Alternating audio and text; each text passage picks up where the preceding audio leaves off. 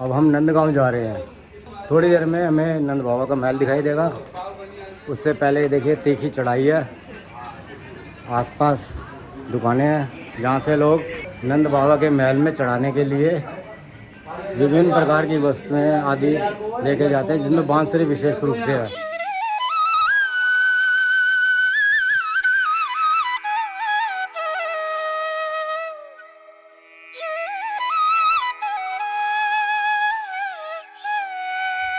ये है नंद महल। जब कृष्ण को लेके नंद यहाँ पर आते हैं नंदगांव में, तो रात वो सारी बिताते हैं जंगल में, और रात ही रात के अंदर विश्वकर्मा यहाँ पर 4-4 कमरों के 1 करोड़ मकान बनाते हैं। रात ही रात में बन जाते हैं, ताकि सारे जो गोकुल से आए थे नंद के साथ, वो सब उसमें रह सकें। अब देखना ही है कि वो 1 करोड़ जो मकान बने थे वो कहाँ गए। और यहाँ पर जो बताया गया कि विश्वकर्मा ने यहाँ चांदी, सोने, रतन, माणिक लगाकर नंद का महल तैयार किया था, जिसके चारों तरफ खाई थी। ना तो वो खाई दिखाई देगी आपको, ना ही एक भी रतन, मणि, माणिक, हीरा, मोती कुछ भी नज़र नहीं आएगा। इससे पता लगता है कि वो सारी कहानियाँ थी जो पद्म पुराण में बताई गई हैं, ब्रह्म वैवर्त पुराण में बताई गई हैं। आइए देखते हैं आगे मुख्य मंदिर कौन सा है।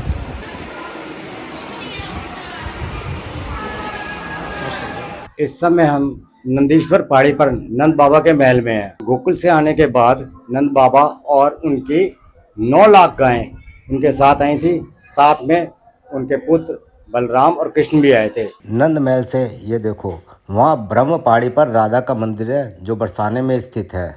वहाँ से भी इसी प्रकार यह नंद महल दिखाई देता है। और ये मेरी बाईं ओर जो घंटा आप देख रहे हैं, लोग यहाँ पर अपनी हार्जी दर्शाने के लिए आते हैं और इसे बजाते हैं, किंतु इस समय यह रस्सी से बंधा हुआ है। यह आसपास चारों तरफ आप देख रहे हैं अवैध निर्माण हुआ है और बहुत कंजेस्टेड एरिया हो चुका है। ये यहाँ तक पहुँचना कोई आसान काम नहीं है। हमें भी बहुत देर लगी थी यहाँ तक पहुँचने में। नंद के पास 9 लाख गायें और वृषभानु के पास 11 लाख गायें थी। यदि एक बार में 10 गायों का दूध एक व्यक्ति धोता है, इस प्रकार नंद के पास दूध दूहने वालों की संख्या लगभग 90,000 और वृषभानु के पास 1 लाख से अधिक होनी चाहिए। तो क्या उनके पास इतने लोग थे? नंदगांव से नंद अपनी गाय चराने भांडीर बन जाते हैं। बीच में नदी पड़ती है, वो सब गायों के साथ उसे पार कैसे करते होंगे? यदि नंदगांव से जब नंद गाय चराने भांडीर बन जाते तो थक कर सो जाते हैं और लगभग 6 महीने के कृष्ण को अपनी छाती पर चिपकाए होते हैं।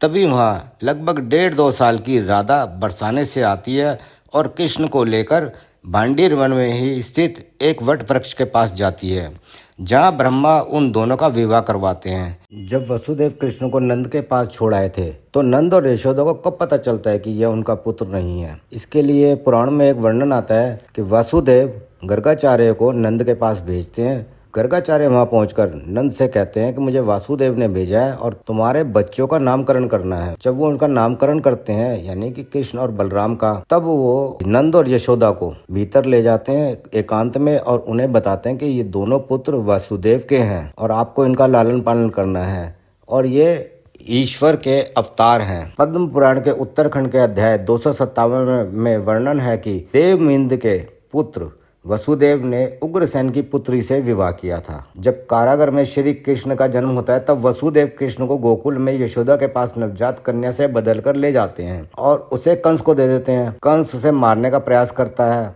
तब वह कन्या कंस के सिर पर लात मारकर आकाश में जाकर अष्टभुजाधारी देवी बनकर कंस को कहती है कि तुझे मारने वाला इस समय कहीं और है।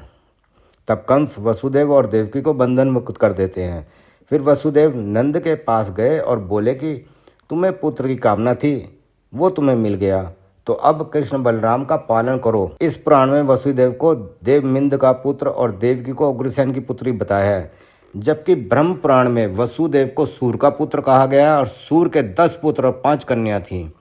ब्रह्म पुराण में ही वसुदेव की 14 पत्नियों के नाम दिए गए हैं।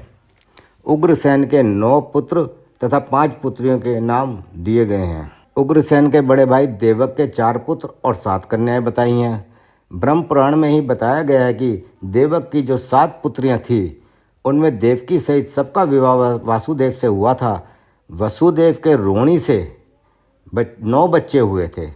ब्रह्म वैवर्त पुराण के श्री कृष्ण जन्म खंड के 24वें अध्याय में सबसे भिन्न बात कही गई है कि जो कन्या वसुदेव यशोदा के यहाँ से लाए थे उसे कंस ने मारा नहीं था, बल्कि वापस वसुदेव और देवकी को दे दिया था। इस कन्या का नाम एकानंसा था, जिसे इन दोनों ने पाला और बाद में उसका विवाह दुर्वासा से कर दिया था। हरिवंश पुराण के 35वें अध्याय में वसुदेव की 14 पत्नियों के नाम और उनसे पैदा हुए सभी बच्चों के नाम भी दिए हैं। एक प्रश्न यहाँ उठता है, नंद के पास वसुदेव की पत्नी रोहिणी तो रह रही थी और देवकी कारागार में थी, किंतु शेष 12 पत्नियां कहाँ रहीं, इनका कहीं उल्लेख नहीं मिलता। इसी तरह अलग अलग पुराणों में एक दूसरे से विपरीत बातें मिलती हैं। ये आप पर निर्भर है कि किसे सही माने। नंद भवन के दर्शन तो हो गए और यह भी पता लग गया कि जैसा पद्म पुराण में वर्णन है यह वो जगह नहीं है। वीडियो को लाइक और शेयर अवश्य करें। इस सीरीज की अगली वीडियो की प्रतीक्षा करें। तब तक सबको जय श्री कृष्ण।